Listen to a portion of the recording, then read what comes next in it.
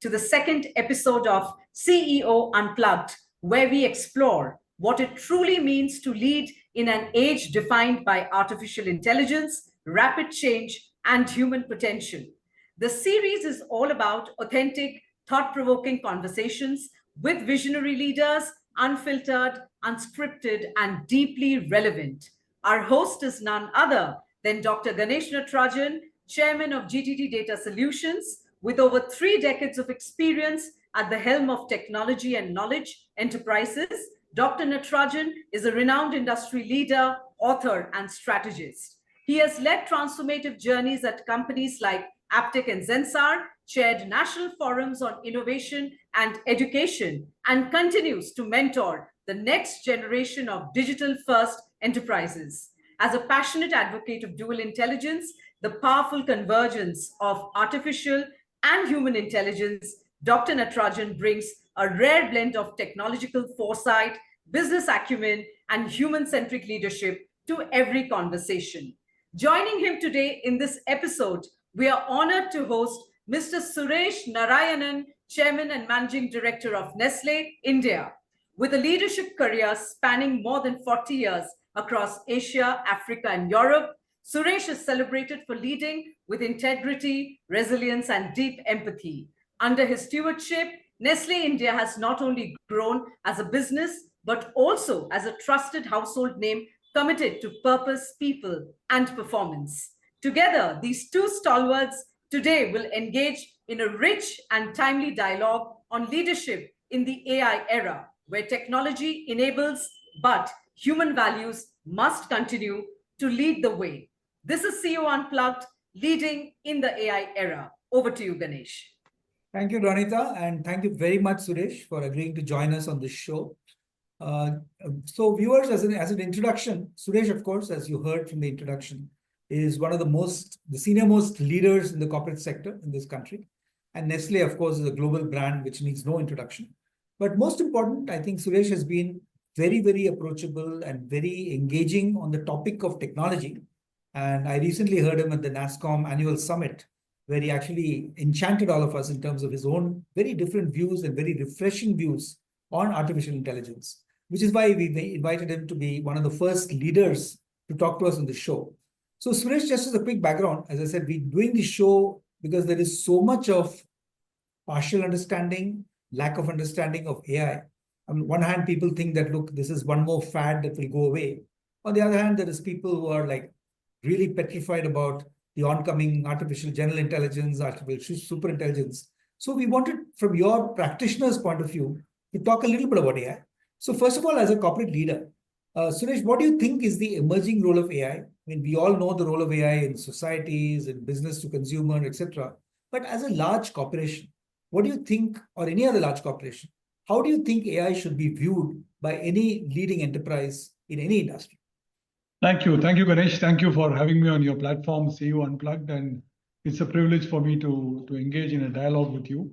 I think one of the best summaries of where I stand on artificial intelligence actually came in the recent issue of the Harvard Business Review, which I quote: AI is not going to replace humans, but humans with AI are going to replace humans without AI. So I think the centricity of human being in the corporate firmament, in the value chain of economic value creation, is still central in my view. Artificial intelligence is meant to provide the crutch or the support in order to enhance the capability, capacity, efficiency, and effectiveness of human beings as we progress with the challenges and the numerous challenges that we face. So really, for me, artificial intelligence, the task of leadership is not to convert humans into artificial intelligence because they have natural intelligence, but to ensure that artificial intelligence becomes a tool and a servant in the hands of human beings in order to enhance economic value and the ways of living across the planet.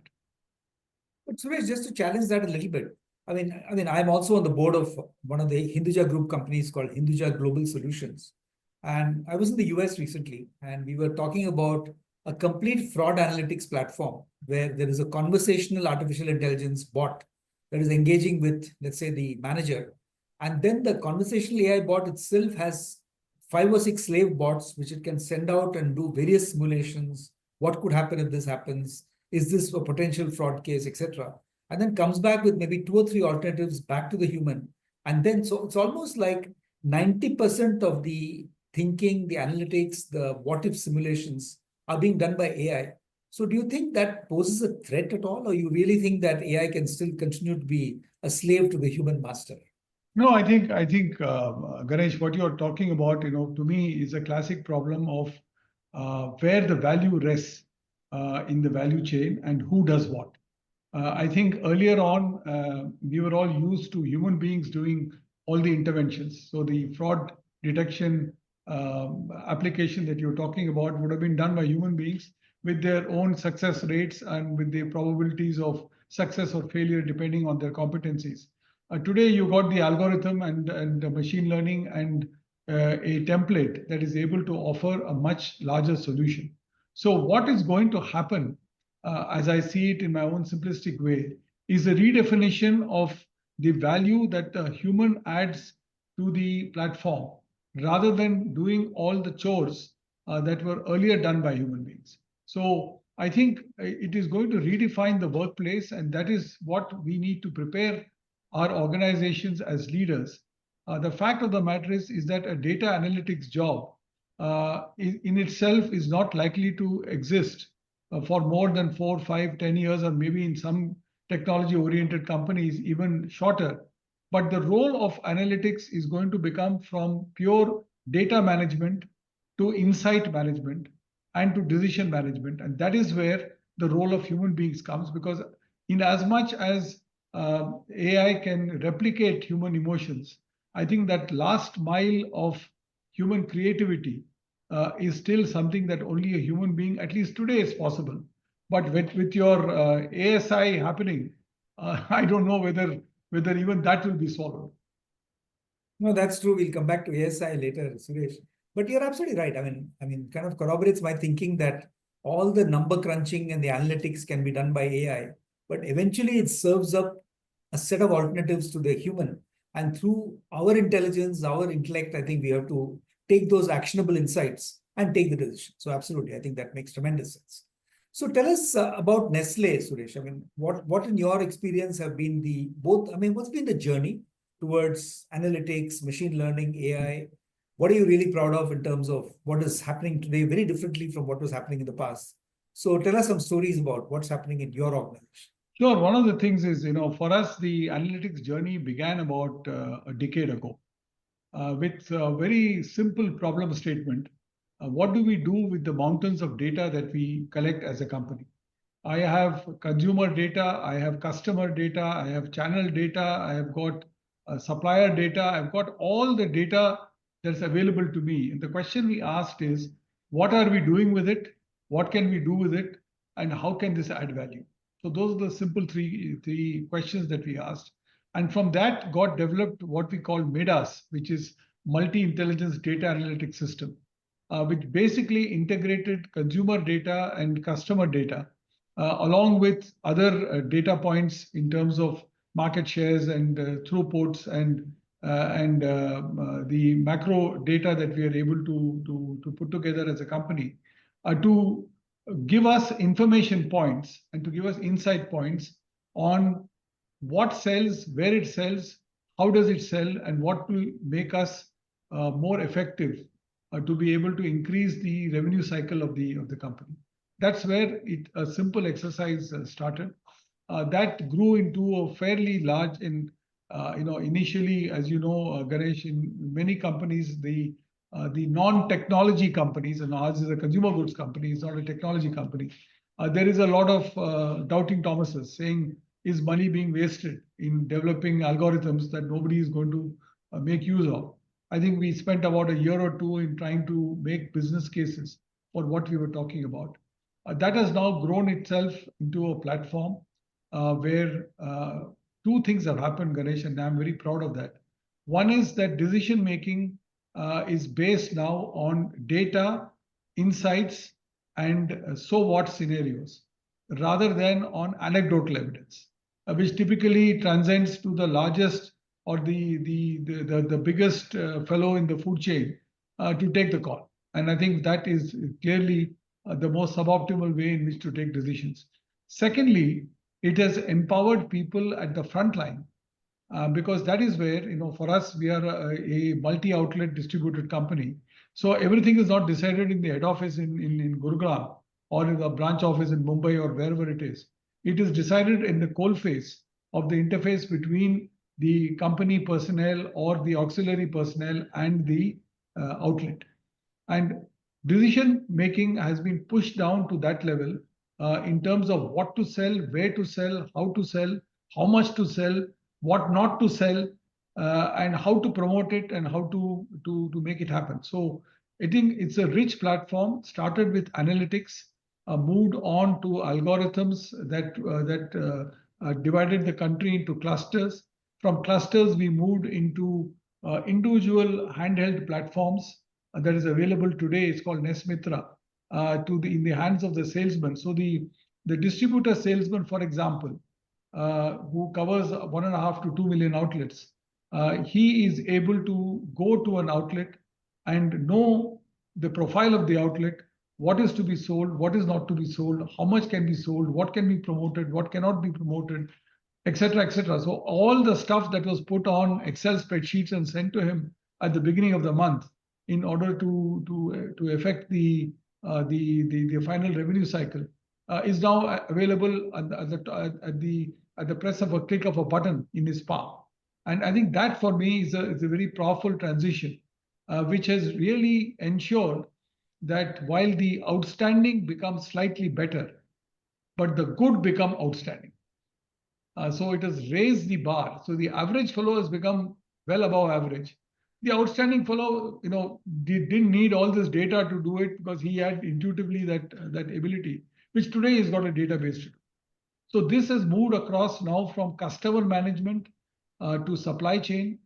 So one of the objectives that we had set for ourselves was that if a small variation in the offtake for a brand on a shelf is able to trigger a change in procurement, manufacturing, supply, and distribution, then we know that our system is sensitive enough to make it happen.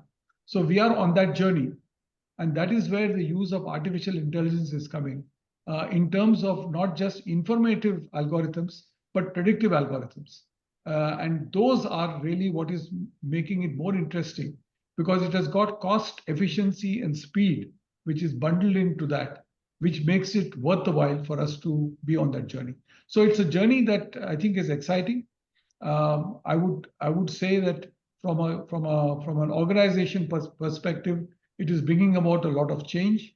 It is not high-tech change, as in the aha effect for people to say, wow, even this is possible. So we are in that discovery stage, but it's an exciting journey to be on. No, that's quite amazing. And so you're saying right from the supply chain, the demand chain, everything has been impacted by AI. But will you take it to the logical next level of prescriptive analytics in the sense that the consumer of Nestlé is now being told what chocolates will be good for her to buy or something else? So is that likely to happen, or will you stay with the retail outlet? And that would still be, one of the things, Ganesh, that I'm very conscious of is that any technology not only needs a good use case, but also residence time in terms of being tested. And we use something called a tool, try, test, and target model, which is we develop the tool, we try it, we test it, and then we target it. This takes time, and targeting means not only the benefit of the platform, but also the management of the change process, because this involves organizational shifts.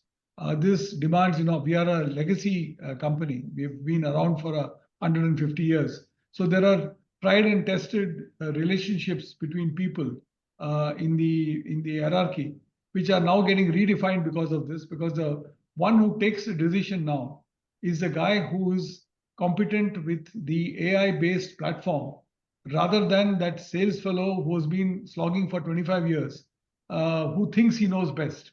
But somebody is coming up and saying that, sorry, sir, but there is a better way of doing things. This has to be managed in a very subtle manner in a large organization, so as to not derail people and demoralize people into saying, I am not worth it anymore. I have nothing more to add. That's an interesting point. And I mean, sorry, I'm probably diverting from our main conversation, but I mean, given your insights into so many things, I'm tempted to ask. So does that mean that a sales rep or somebody who's been constantly working the field over a 20-year period can get obsoleted by somebody with smart AI and who's just got 2 years experience? Because all that experience comes to no use, because machine learning will ensure that the experience is available through the AI. So is that likely to happen, that younger people I think the role of the salesman is now getting redefined, Ganesh. So he's becoming more the advocate of expansion of new innovations and new products, rather than doing the regular selling job, which an AI-based algorithm is able to give the prescriptions for much better. But one of the things is that the old days, when a salesman could go around with pencil and paper and use his charm and wit in order to get the retailer on his side, that is fast vanishing. Because today fellows are coming with smart algorithms and giving, they have to still explain, and they still have to be interesting to the retailer. But the mode of conversation is very different. And the younger lot of people that I have in my organization, like many other organizations, are all technology natives. So they understand what is being talked about. The generation of older fogies, people like me, are vanishing very quickly. If all fogies were as smart as you, then life would be a different proposition. I mean, I have met many people, even in their 40s, who genuinely believe that, oh, AI will vanish in a puff of smoke. And we heard this with computers, no jobs got damaged. But I think there's a reality check that is waiting for many people. That's right. So on this point, Suresh, like you mentioned, younger people with a lot of, so is Nestle making a conscious effort to ensure that there is no employee left behind? This is, everybody has an opportunity to learn about AI and generative AI and agentic AI and not get scared of it. On the contrary, embrace it. Is that a conscious? Absolutely, Ganesh. We have a 3-stage process. One is a process of familiarization for people who are really in the cold face, those who don't know anything about analytic models and algorithms. They are put through a training program, and they are put through almost a hand-holding exercise. Because one of the things, Ganesh, as I was mentioning, is, and I'm very sensitive about it, I don't want any of our people to feel redundant. Simply because I don't know how to operate that algorithm doesn't mean I'm a lousy salesman or a lousy purchase manager. I mean, I've done my job, I've done it well, I've shown the company what my worth is. Simply because something comes along and says, hey, there's a better way of doing it, doesn't mean that I should be obsolete. So there is a lot of training done. There are what we call super users. So people who have been on the platform for a while. A certain amount of reverse mentoring is also happening within the organization. So the older lot of people are sitting with the younger people to understand the movements in technology. And thirdly, user cases are being established where deliberately we are choosing the low-hanging fruit first, so that people are convinced that there is something in it for them and for the organization. Otherwise, the danger is that it becomes an IT-led project, which becomes a bad word for investment without return. So somebody is doing it in order to satisfy their compulsion or their ego, or to satisfy some objective. That doesn't translate into a business case. You still persist with it, and few people are becoming redundant or losing their jobs, or not capable of pulling the weight that they should be. So that's very interesting. So what you're saying is, while you will look at low-hanging fruit, clearly back of the mind, there is a desire not to be IT-led, but make it transformational, make it what McKinsey calls game-changing AI. So it's all part of a kind of coexistence of both that you're looking at. Yes, absolutely. Absolutely. Because I think, Ganesh, they, and you know it much better than what I would know it, having been in the tech industry for so long. I think adoption happens only when there is conviction and competence to show a case that something is going to benefit someone. If that happens, then adoption happens. Otherwise, people take it as a curiosum and they just wait for the leader to either move on or to get transferred or to resign or whatever. And they know that this package is now going to come to an end because the primary sponsor is gone. Absolutely. So I have a question for you on this. It's more of a general, again, from an enterprise context. See, we all say that, look, there are 4 determinants of any success story. One is, of course, the business process, because without the business process being optimized, all the technology in the world will not help. The second, of course, is a judicious choice of technology. The third, especially in the case of AI, and you mentioned it right up front, is data. How clean is your data? How effectively are you orchestrating data? The fourth is probably culture, which we just discussed, saying, are people willing to learn and do we have the tools to make them learn? The fifth is leadership. And as I mentioned to you when we spoke about 3 months back, we're currently in the process of writing a book called Leadership in the Era of AI, which, by the way, was the motivation for even doing these chat shows. And do you think that the role of the leader himself or herself is going to substantially change in orchestrating these other four forces, and something that even leaders have to now worry about, saying, maybe I should go back to school and learn new tricks? I think you're right, Ganesh. Increasingly as things become more complex, as things become more volatile, as technologies change rapidly with a batting of an eyelid, I think leaders have to learn not the intricacies of the technology, but appreciate very clearly what is in it for change, for disruption, and what is the kind of leadership path that they need to traverse.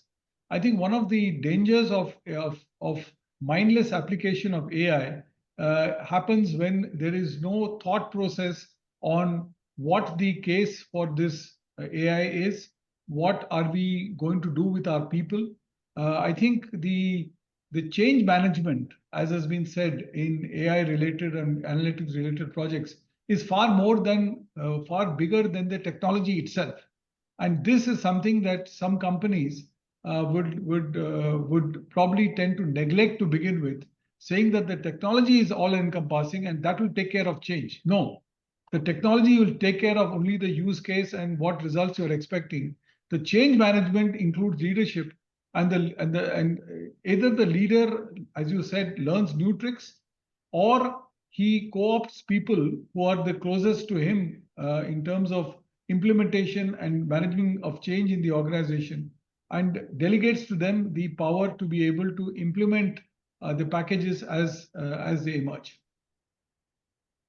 So let me ask you a question. I remember way back, I'm talking about 1990, I was in the US and MIT had just published a study called Management in the 90s. And there they actually predicted that over the next 10 to 12 years, the way information technology would progress would be from what they called localized exploitation, a little bit of stuff here and there, to internal integration, where you had all these ERPs and material requirement planning coming up. And then they said it will move on as people discovered the power of process to business process reengineering, which of course was greatly talked about later on by Michael Hammer and others. And then towards redesigning business networks, which is where local area networks, wide area networks came in. So business network redesign. And finally, they predicted, which happened in the case of American Airlines, the Sabre reservation system, etc., that the business scope of an organization would be entirely redefined. So this 5-stage process kind of played out, to my mind, over the next 20 years. Do you think something like this will happen in AI? Or is AI changes so dramatic that we don't have time to wait for 10 years for stages to play out and we just have to go to business scope redefinition immediately? I think my own hunch is and sense is, Ganesh, we will not have a luxury of an extended stage gate process. I don't think we really don't know what is going to hit us as we speak. So organizations really have to build 3 elements to it: conscience, competence, and conviction, as 3 dimensions to how they handle AI. One is the competence to be able to scope out what is happening, the competence and the conviction in order to ensure that this gets implemented as quickly as possible, and also the process to be able to manage the change in real time. So I think the luxury of extended periods of hiatus where the technology has come in and for you to adapt it, I think before you are on to wave one, you are on to wave two. By the end of 6 months to 1 year, you're probably on to a tsunami, and organizations tend to go under because they don't know how to cope with it. So the coping part of it and the competence part of it is going to be so key. And that's where leadership, and not only the top leadership of the company, Ganesh, I would submit, but even the belly of the organization, which is now increasingly becoming a little bit vulnerable, which is the so-called middle management, where they're saying that AI is going to have them for breakfast.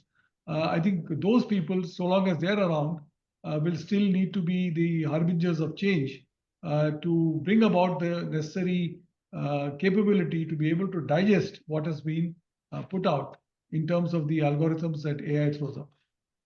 Oh, amazing, absolutely. And I'm sure, I mean, with that kind of thinking, there's no stopping Nestle and your kind of organization from being the market leaders by the use of AI. That's one. Just to step back a little and take a 30,000 view. I mean, I was in New York about 2 months back chatting with Yuval Noah Harari, the great author of Sapiens and Homo Deus, and now, of course, Nexus, which is his AI, somewhat dire predictions. So he does talk about the fact that, look, if you don't control AI, AI can control it. I mean, the classic example he gives you is the Rohingya community in Myanmar, where he said there was an elderly cleric who was posting negative stuff on social media. And of course, there were voices of reason which were arguing against being against one community or targeting anybody. But he said that, look, the algorithm in the social media realized that there was more eyeballs coming into negativism. So they chose to accentuate the cleric's views and suppress the other views. So he's saying like this, is it possible that the algorithms we design, which will what will eventually make artificial general intelligence, will overtake human ingenuity or human control and completely take over and almost manipulate humans? So, and you mentioned superintelligence. I heard once Rishi Sunak talking about superintelligence, but he was saying that's something we have to be extremely careful in governing against to make sure that there is no superintelligence that takes over our politics or our business or industry, etc. So do you think that if you're not careful, the human in the loop can be almost eliminated or marginalized by superintelligence and all this threats? No, it is, in a more minor form, Ganesh. You and I know that face recognition platforms across the world are being criticized for being biased in terms of the kind of racial typologies that they work with. What is stopping today the AI algorithms from also having inbuilt biases, either towards towards activities or particular platforms or particular modes of decision making. And I think this is where a little bit of stepping back will have to be done. Now, I know that the tsunami is upon us, so it's very difficult to say step back. But whatever that means in terms of nanoseconds of stepping back to really see what is it that I'm getting into. I think everybody is using now AI to write poetry and to craft presentations and to do various things and even produce films. We don't know the governance platforms for that. We don't know the creativity limits for that. People are morphing paintings. We don't know whether a Velasquez or a Rubens or a Picasso has been copied. We have no idea on what demon we are releasing. So I think in the hunt for using such technologies which look seemingly powerful, we may be trampling on quite a few tripwires of both ethics and governance and transparency and IP, for example, which we don't know the consequences of. So I know that this sounds a little bit pedestrian, but I would rather take a technology where I know the run is going to be relatively smooth in terms of trust, transparency, and also the tenacity of the decision-making process, rather than something which will tell me 6 months later that what path you were going on was completely wrong and totally off the mark because of the inherent inherent bugs in the algorithm that you are unable to fix. No, that is amazing. And so that kind of brings me to my last point. So, I mean, you've been an industry leader for many years, Suresh, and of course, participating in many, many industry forums. So, from your vantage point, where do you think that the government's role is going to lie? One is, of course, the whole data protection DPDP Act that's coming. Then there's a lot of talk in all governments, particularly in Europe and the US, about governance being a significant role of the government. In India, of course, I personally believe that we've been late movers because I remember going to the little city of Tianjin in China almost 10 years ago, and their investments in AI at that point of time were mind-boggling. Whereas we've kind of woken up a little bit and we've talked about AI, but now there is this Sarvam platform that is coming up. And even I think last week, the Ministry of IT announced various point AI solutions that they will support. So where do you think government should play a role or not play a role? I mean, should we leave it entirely to entrepreneurs and maybe the corporate sector, large and medium, to build AI, or is there a role for research institutions? I think there is, considering the fact, and Ganesh, you know it much better than I do, that many of the AI researchers globally are of Indian origin. So it's a little bit sad for me to see that they go and develop it in California and in different parts of the world, but they don't develop these technologies here. So I seriously think that there is a public-private partnership, maybe some industries coming together along with some educational institutions coming together on fundamental AI research. I mean, when DeepSeek got unleashed on the world, we were all completely stunned, right? I mean, we didn't know which way to look that China could do it, and you are much closer to the details. Maybe there are 25 more DeepSeeks that they are working on, which we don't even know. So I really see the need for, I think, debating less on the negatives of AI. I think we are very good as a country to discuss on the negatives of something. But I think the government, which has done a lot of positives on a lot of areas, including infrastructure and public health and other areas, can look at a public-private partnership to come across in AI in specific aspects which they think will generate competence and capability in the country, but which will not derail the employment creation role that still is important in the economy. I mean, the fact is we are having 10 million, 12 million graduates coming out every year. And I think it's or 1.2 million graduates coming out every year. And I think it'll be very sad if none of them get an employment in the redefined AI generated or AI driven sectors. So, Suresh, that's a great point to end on. So, if you were advising a young person in a business school or a engineering institute or even just a normal graduate, how do you think they should approach AI? Because I get a lot of queries on Rediff and other platforms saying, sir, what should I do? I'm in manufacturing, I'm running a textile mill in Tirupur, and should I learn AI? So, I mean, how would you advise young people to think about AI and build their careers as successfully as you or I have done? No, I think it's a three-stage process. One is to understand what your goal is as a professional. What is it that you want to achieve? Just learning AI for AI's sake is not going to be much. You have got either a process engineer or a textile engineer or a civil engineer or whatever, wherever you think that's relevant, to learn on the relevant aspects where artificial intelligence can be applied in your field. Secondly, to be able to be competent enough to be able to apply for those roles. And third, to be able to build the skills over a period of time without neglecting the other fundamental skills of competence, capability, and leadership abilities that you need. So it's not that just learning AI will itself catapult you into a position of responsibility.